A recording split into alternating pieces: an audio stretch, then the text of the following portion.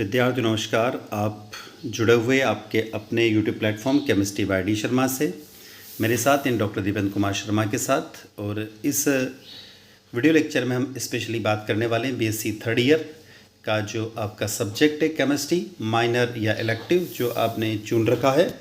उसका जो टाइटल है, पेपर का टाइटल है फार्मास्यूटिकल एंड मेडिसिनल केमिस्ट्री, यानी फार्मास्यूटिकल और औषधीय रसायन मध्य प्रदेश में लागू नई शिक्षा नीति के अनुसार। इसकी जो यूनिट फर्स्ट है, यूनिट फर्स्ट का नाम है फार्मास्यूटिकल केमिस्ट्री। इसमें हम लोग देखेंगे introduction to pharmacy, career in pharmacy, code of pharmaceutical ethics, importance of pharmaceutical chemistry, pharmacopoeia and history, IP BP, USP and NF. तो ये फर्स्ट यूनिट का फर्स्ट वाला पोर्शन है। इसका आधा पोर्शन है इस वीडियो लेक्चर के अंदर हम डिस्कस करेंगे, और जो आधा पोर्शन है वो आपको नेक्स्ट वीडियो लेक्चर में देखने को मिलेगा। तो ये फर्स्ट यूनिट का पूरा जो सिलेबस है आपको स्क्रीन पर दिखाई दे रहा है। Drug and cosmetic act with the special reference of the schedule of MGMP, GLF, GCB, USFDA, NDA, clinical trial. गुणवत्ता और कुल गुणवत्ता, concept of quality and total quality managements, quality insurance and the quality control, IPQA और IPQC. और last में दिया हुआ इसी यूनिट के डॉक्यूमेंटेशन और रिकॉर्ड को रख रखाव, बौद्धिक संपदा, आधिकारिक पेटेंट, ट्रेडमार्क, कॉपीराइट, पेटेंट और अधिनियम। तो इन सब टॉपिक को आगे जब आप देखेंगे वीडियो लेक्चर तो वहाँ देखने को मिलेंगे। हम अभी बात कर रहे हैं यहाँ पर आपकी जो फर्स्ट यूनिट है, उस फर्स्ट यूनिट का जो फर्स्ट टॉपिक दिया हुआ है आप लोगों को दिखाई दे रहा है, introduction to pharmacy, career in pharmacy और कोड ऑफ फार्मास्यूटिकल एथिक्स, तो और इम्पोर्टेंस ऑफ फार्मास्यूटिकल केमिस्ट्री। ये जो टॉपिक है ये हम इस वीडियो लेक्चर में डिस्कस करेंगे। इसके बाद वाला जो एक वीडियो लेक्चर होगा उसमें फार्माकोपिया एंड उसकी हिस्ट्री के बारे में पढ़ेंगे। तो हम चलते हैं देर ना करते हुए। Introduction to pharmacy. विद्यार्थियों, फार्मेसी को हिंदी में भेषज विज्ञान कहा गया है। क्या कहा गया? भेषज विज्ञान, जो कि आपको स्क्रीन पर दिखाई दे रहा है। फार्मेसी को भेषज विज्ञान कहा गया है। यदि हम यहाँ पर बात करें तो चिकित्सा में प्रयुक्त द्रव्यों के ज्ञान को औषधि निर्माण अथवा भेषज विज्ञान या फिर फार्मेसी कहते हैं। किसे कहते हैं? फार्मेसी। चिकित्सा में प्रयुक्त जितने भी द्रव्यों का ज्ञान होता है उन सबको क्या कहा जाता है? उनके औषधि निर्माण को फार्मेसी कहते हैं। तो the knowledge of substance use in medicine is called the drug making और फार्मास्यूटिकल साइंस और फार्मेसी। इसके अंतर्गत औषधों का ज्ञान तथा उनका संयोजन ही नहीं किया जाता है, जबकि उनकी पहचान, उनके संरक्षण, उनके निर्माण, विश्लेषण तथा प्रमाणन भी किया जाता है। यानी हम कह सकते हैं कि फार्मेसी के अंदर क्या आता है? तो include not only the knowledge of drug and their the combination but also their identification, prevention, manufacturing, analysis and certifications. तो आप लोग अच्छे से जानेंगे फार्मेसी किसे कहते हैं। तो चिकित्सा में प्रयुक्त द्रव्यों के ज्ञान के औषधि निर्माण को फार्मेसी कहा जाता है। आगे बात करते हैं नई औषधियों का आविष्कार तथा संश्लेषण फार्मेसी का प्रमुख कार्य है। तो फार्मेसी का मेन वर्क क्या है? तो invention and synthesis of new drug and their main task of the pharmacy. Pharmacy उस स्थान को भी कहते हैं जहां औषध योजना तथा विक्रय होता है। जैसे हम जानते हैं किसी मेडिकल शॉप को, तो उसको एक फार्मेसी स्टोर भी कहा जाता है।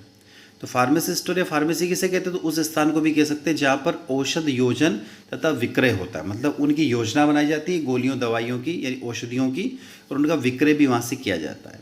तो pharmacy is also called the place where drug preparation and sales takes place.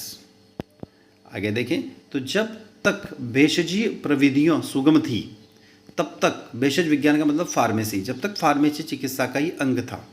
परंतु औषधियों की संख्या तथा प्रकारों के बढ़ने तथा उनके निर्माण विधियों के क्रमशः जटिल होते जाने पर फार्मेसी के अलग विशेषज्ञों की आवश्यकता पड़ी।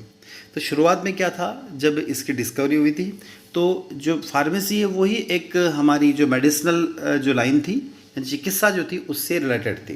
पर बाद में जब इनकी खोज बढ़ती गई, किसकी?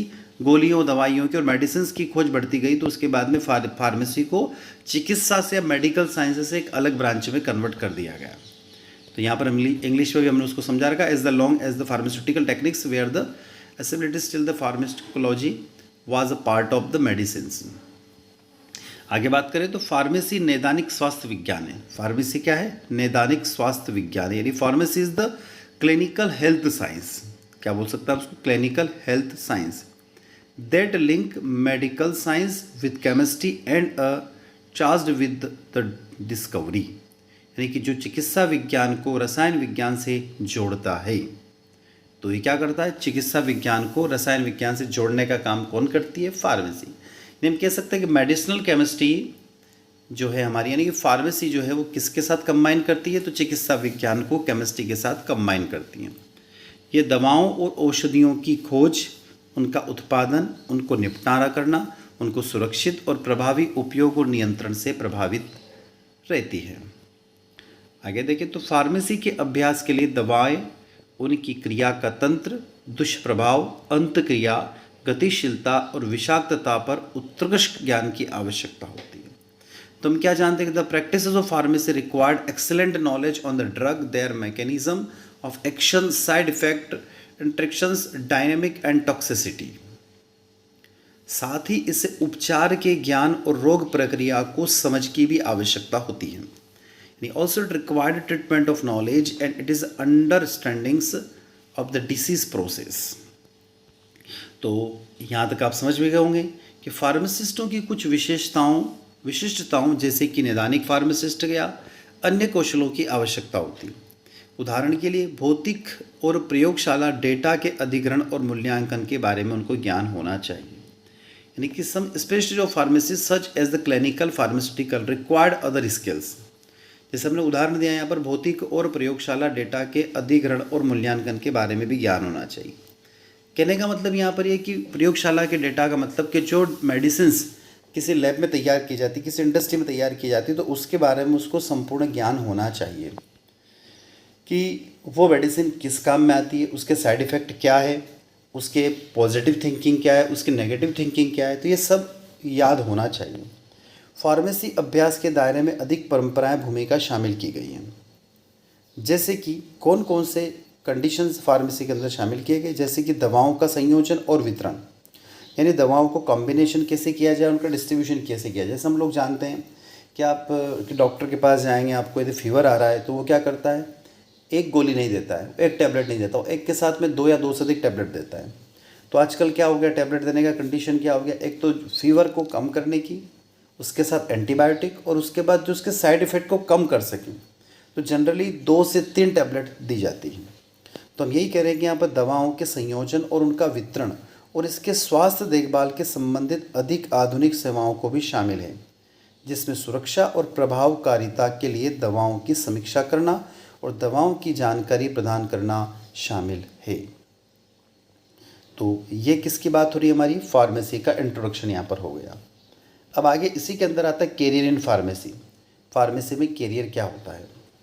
तो यहाँ पर हम देखेंगे फार्मेसी की फील्ड में कैरियर के अनेक अवसर हैं। There are the many career opportunity in the pharmacy field. सबसे पहले बात करते हैं कोर्सेस और एलिजिबिलिटी। डिप्लोमा इन फार्मेसी सबसे पहला कोर्सेस है। ये 2 वर्षीय यानी कि 4 सेमेस्टर का होता है। डिप्लोमा कोर्स है, इसके लिए स्टूडेंट को साइंस स्ट्रीम में 12वीं पास होना आवश्यक है। दूसरा होता है बैचलर ऑफ फार्मेसी यानी बी फार्मा। ये 4 वर्षीय यानी 8 सेमेस्टर का पाठ्यक्रम है, अंडर ग्रेजुएट कोर्स होता है। इसके लिए स्टूडेंट को साइंस स्ट्रीम में 12वीं पास होना आवश्यक है। और तीसरा होता है मास्टर ऑफ फार्मेसी। ये 2 वर्षीय पोस्ट ग्रेजुएट डिप्लोमा होता है। इसके लिए स्टूडेंट को बी फार्मा होना आवश्यक है। तो ये तो फार्मेसी में कैरियर है। आगे कुछ और कोर्सेज है जो फार्मेसी से रिलेटेड है। अभी हमने कहा बी फार्मा यानी बैचलर ऑफ फार्मेसी 4 वर्ष का होता है। बी फार्मा ऑनर्स यानी bachelor of pharmacy in honours यदि आप करते तो वो भी 4 वर्ष का होता है। बी फार्मा फार्मास्यूटिकल केमिस्ट्री यानी bachelor of pharmacy in pharmaceutical chemistry, ये भी 4 ईयर कोर्स है। भेषण विज्ञान में स्नातक यानी फार्मेसी में यदि आप क्या कर रहे हैं, आप बैचलर हो रहे हो तो ये भी 4 वर्ष का है। Bachelor of pharmacy in the pharmacologies, ये भी 4 वर्ष का पाठ्यक्रम है। बी फार्मा फार्माकोलॉजी में यानी बी फार्मा फार्माकोलॉजी जो है वो भी 4 वर्ष का है। बी फार्मा आयुर्वेदिक, आजकल आयुर्वेदिक में बी फार्मा होता है तो वो भी 4 वर्ष का है। बी फार्मा प्लस MBA, ये दोहरी डिग्री है। बैचलर ऑफ फार्मेसी और मास्टर ऑफ बिजनेस एडमिनिस्ट्रेशन, ये 5 वर्ष का पाठ्यक्रम होता है। तो इतने जो कोर्सेस यहाँ पर स्क्रीन पर आपको बताए गए ये फार्मेसी के अंदर चलते हैं। अब बात करते हैं फार्मेसी के लिए पाठ्यक्रम के लिए पात्रता यानी eligibility of pharmacy courses. UG PG pharmacy पाठ्यक्रमों की पात्रता इस प्रकार होती है। क्या क्या पात्रता है? यहाँ पर हम कह रहे हैं कि अंडर ग्रेजुएट फार्मेसी कोर्सेज़ के लिए फार्मेसी में ग्रेजुएशन कोर्स पाठ्यक्रमों के लिए आवेदन करने के लिए भारत में मान्यता प्राप्त किसी भी बोर्ड से, यानी कि एमपी बोर्ड हो गया, राजस्थान बोर्ड हो गया, छत्तीसगढ़ बोर्ड हो गया, गुजरात बोर्ड हो गया, हरियाणा बोर्ड हो गया, हिमाचल बोर्ड हो गया, या फिर सीबीएसई से कक्षा 12वीं में कम से कम 50% होना चाहिए। मेरिट बनती है 50% से ऊपर ही होना चाहिए, पर 50% कम से कम होना चाहिए। 10+2 की परीक्षा साइंस स्ट्रीम के साथ पास होना चाहिए, अथवा उम्मीदवार को न्यूनतम 50% अंकों के साथ में डी फार्मा उत्तीर्ण होना चाहिए। ये इसकी एलिजिबिलिटी है। उसके बाद आता है फार्मासिस्ट के काम।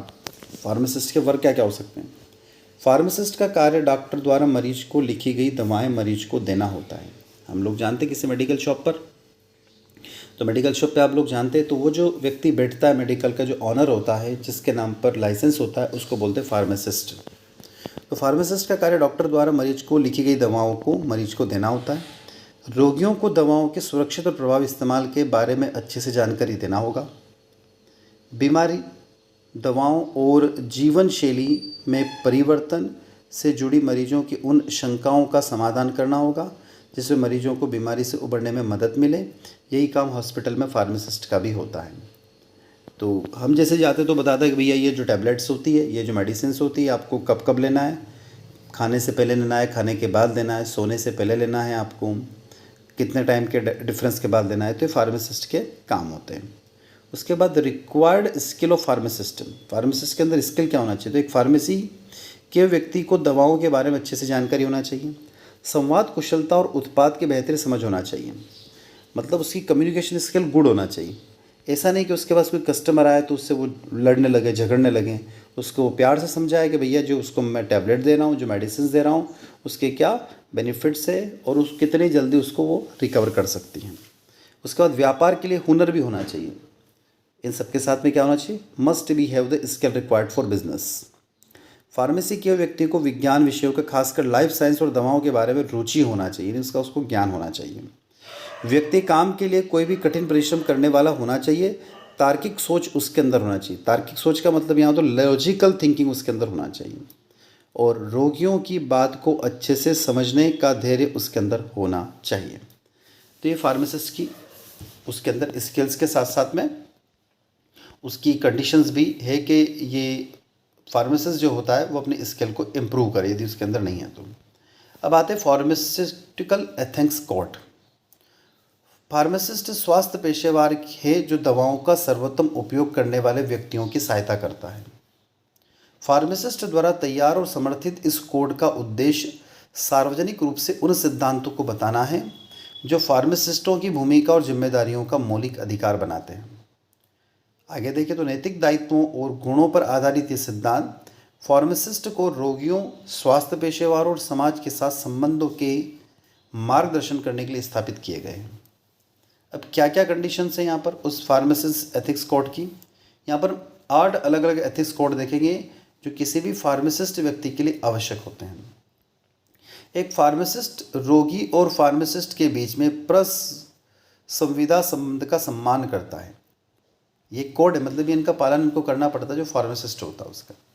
तो फार्मासिस्ट कौन होता है, तो वो क्या करता है कि जो रोगी होता है, जो अभी मरीज होता है, उसके बीच में रिलेशन अच्छा होना चाहिए, मतलब उसके बाद में संवाद अच्छे होना चाहिए, उनकी कम्युनिकेशन स्किल अच्छी होना चाहिए। रोगी फार्मासिस्ट संबंधों का एक अनुबंध के रूप में मानने का मतलब ये है कि समाज से प्राप्त विश्वास के उपहार के जवाब में एक फार्मासिस्ट के नैतिक दायित्व हो। मतलब फार्मासिस्ट जो मेडिसिन दे रहा है उसके कुछ नैतिक दायित्व होते हैं। इस उपहार के बदले एक फार्मासिस्ट व्यक्तियों को उनकी दवाओं से अधिकतम लाभ प्राप्त करने, उनके कल्याण के लिए प्रतिबद्ध होने और उनका विश्वास बनाए रखने की मदद करने का वादा करता है। मतलब फार्मासिस्ट क्या करेगा, हमेशा चाहेगा कि मैं जो टैबलेट दे रहा हूँ उससे जो मरीज़ है वो जल्दी से जल्दी सही हो और उस पर ये साइड इफ़ेक्ट इन टैबलेट्स का नहीं हो, इन मेडिसिन का नहीं हो, ये उसको विश्वास होना चाहिए। सेकंड पॉइंट है, एक फार्मासिस्ट देखभाल, दयालु और गोपनीय तरीके से प्रत्येक रोगी की भलाई को बढ़ावा देता है। यानी फार्मासिस्ट के अंदर कौन सा नेचर होना चाहिए, उसके अंदर दयालु नेचर होना चाहिए, मतलब उसका जो केयरिंग नेचर होना चाहिए। साथ में ये भी होना चाहिए कि यदि किसी एक मरीज को जो डिसीज़ है उसका उल्लेख, उसके बारे में जानकारी किसी दूसरे व्यक्ति को नहीं दें। एक फार्मासिस्ट पेशेवर अभ्यास के केंद्र में रोगी की भलाई की चिंता करता है। ऐसा करने में एक फार्मासिस्ट रोगी द्वारा बताई गई ज़रूरतों के साथ साथ स्वास्थ्य विज्ञान द्वारा परिभाषित ज़रूरत पर विचार भी करता है। मतलब कोई मेडिसिन यदि वो दे रहा है तो उसके साथ में ये भी बताएगा कि भैया इस मेडिसिन के लाभ हानि तो है ही सही, उसके बाद में इसको उपयोग करने के तरीके क्या क्या हो सकते हैं ये भी उसको बताना पड़ेगा। एक फार्मासिस्ट रोगी की गरिमा की रक्षा के लिए समर्पित है। देखभाल करने वाले रवैये और दयालु भावना के साथ एक फार्मासिस्ट निजी और गोपनीय तरीके से रोगी की सेवा करने पर ध्यान केंद्रित करे। मतलब जो रोगी की सेवा कर रहा है उसके लिए क्या होना चाहिए, वो हमेशा निजी तरीके से करे, गोपनीय तरीके से करे। अभी मैंने ऊपर बताया आपको, जरूरी नहीं कि उसके जो डिसीज़ हो रही है, जो उसको मेडिसिन दी जा रही है, उसकी बातों को दूसरे के साथ में वो शेयर करें। थर्ड पॉइंट है, एक फार्मासिस्ट प्रत्येक मरीज की स्वायत्तता और गरिमा का सम्मान करता है। मतलब उसकी गरिमा हमेशा बनी रहे, उसका सम्मान उसको करना चाहिए। एक फार्मासिस्ट आत्मनिर्णय के अधिकार को बढ़ावा देता है और रोगियों को उनके स्वास्थ्य के बारे में निर्णय में भाग लेने के लिए प्रोत्साहित करके व्यक्तिगत आत्ममूल्यांकन को पहचान करता है। कहने का मतलब है कि वो ये बताएगा कि भैया आपको जो टैबलेट दी जा रही है उसके बेनिफिट्स क्या है, उसको प्रोत्साहित भी करेगा कि भैया आप इसको इतने टाइम पे लेंगे तो आप 2-3 दिन, 4 दिन, 5 दिन में आप स्वस्थ हो जाएंगे, सही हो जाएंगे। एक फार्मासिस्ट मरीज के साथ ऐसे शब्दों से संवाद करता है जो समझने योग्य हों। मतलब ऐसी भाषा बोले जो उसको आसानी से समझ में आ जाए। सभी मामलों में एक फार्मासिस्ट रोगियों के बीच में व्यक्तिगत और सांस्कृतिक मतभेदों का सम्मान करता है। मतलब वो किस धर्म है, किस जाति का, ये भी उसका सम्मान करना उसे आवश्यक है। फोर्थ पॉइंट, एक फार्मासिस्ट पेशेवर संबंधों में ईमानदार और सत्यनिष्ठा के साथ कार्य करता है। मतलब जो कार्य कर रहा हो क्या होना चाहिए, हमेशा ईमानदार और सत्यनिष्ठ होना चाहिए। एक फार्मासिस्ट का कर्तव्य है कि वह सच बोले और विवेक के साथ कार्य करें। ये फार्मासिस्ट का चौथा पॉइंट है। पांचवा पॉइंट दिया हुआ, एक फार्मासिस्ट पेशेवर दक्षता बनाए रखता है, जैसे नई नई दवाएं, उपकरण और प्रौद्योगिकी उपलब्ध होती। मतलब जो भी नई टैबलेट्स आ रही, जो भी नई मेडिसिन आ रही, जो नए इंस्ट्रूमेंट्स आ रहे, उसके बारे में उसको ज्ञान होना चाहिए। जैसे जैसे स्वास्थ्य संबंधी जानकारियाँ बढ़ती जाएगी, एक फार्मासिस्ट का कर्तव्य और वह ज्ञान की क्षमताएँ बनाए रखता है। छठा पॉइंट, एक फार्मासिस्ट सहकर्मियों और अन्य स्वास्थ्य पेशेवरों के मूल्यों और क्षमताओं का सम्मान करे। मतलब जो फार्मासिस्ट के साथ जो काम करने वाले लोग हैं उनका भी वो क्या करें, सम्मान करें, उनकी भावनाओं को पर भी वो ध्यान रखें। सेवंथ पॉइंट दिया हुआ, एक फार्मासिस्ट व्यक्तिगत, सामुदायिक और सामाजिक जरूरतों को पूरा करता है। मतलब जो फार्मासिस्ट व्यक्ति हैं, जो फार्मेसी जो टैबलेट्स आपको दे रहा है, जो मेडिसिन दे रहा है, वो भी समाज में रहने वाला व्यक्ति है। तो क्या होना चाहिए, वो सामाजिक दायित्वों को भी पूरा करना चाहिए। एक फार्मासिस्ट के प्राथमिक दायित्व व्यक्तिगत रोगियों के प्रति हैं। तो पहला उसका दायित्व क्या है कि जो रोगी है वो जल्दी से जल्दी स्वस्थ हो जाए। हालांकि एक फार्मासिस्ट का दायित्व कभी कभी व्यक्ति से पूरे समुदाय और समाज तक भी बढ़ जाता है। इन स्थितियों में फार्मासिस्ट इन दायित्वों के साथ साथ अनेक जिम्मेदारियों को पहचानता और उनके अनुसार कार्य करता है। और आठवां और लास्ट पॉइंट, एक फार्मासिस्ट स्वास्थ्य संसाधनों के वितरण में न्याय चाहता है। जब स्वास्थ्य संसाधनों के आवंटन किया जाता है तो एक फार्मासिस्ट मरीज और समाज की ज़रूरतों को संतुलित करते हुए निष्पक्ष और न्याय संगत होता है। तो विद्यार्थियों, ये था एथिक्स कोड फार्मास्यूटिकल के। फार्मास्यूटिकल केमिस्ट्री का महत्व क्या होता है, तो औषधीय रसायन विज्ञान में फार्मास्यूटिकल रसायन विज्ञान की एक शाखा होती है और औषधियों के बीच में सीमा और स्थिति वैज्ञानिक शाखा और फार्मास्यूटिकल को डिजाइन और विकास से संबंधित होती है। औषधीय रसायन विज्ञान में नए रसायनों की पहचान करना, उनका संश्लेषण करना, उनको बनाना, उनका विकास करना, चिकित्सकीय उद्देश्यों की पूर्ति करना, इसके मौजूदा दवाओं, उनके जैविक गुण और मात्रात्मक संरचना, गतिविधि संबंध का अध्ययन करना शामिल किया गया है। तो ये फार्मास्यूटिकल केमिस्ट्री का थोड़ा सा इम्पोर्टेंस होता है जो स्क्रीन पर चल रहा है। चिकित्सा रसायन विज्ञान के उच्च अंत विज्ञान रसायन शामिल है, कार्बनिक रसायन विज्ञान, जैव रसायन, कंप्यूटेशन रसायन विज्ञान, फार्माकोलॉजी, आणविक जीव विज्ञान, सांख्यिकी और भौतिक रसायन विज्ञान के साथ में जोड़ने का काम कौन करती है, तो फार्मास्यूटिकल केमिस्ट्री करती है। तो फार्मास्यूटिकल केमिस्ट्री एक ऐसी केमिस्ट्री सभी प्रकार की केमिस्ट्री के साथ में अपना कॉम्बिनेशन बिठा लेती है।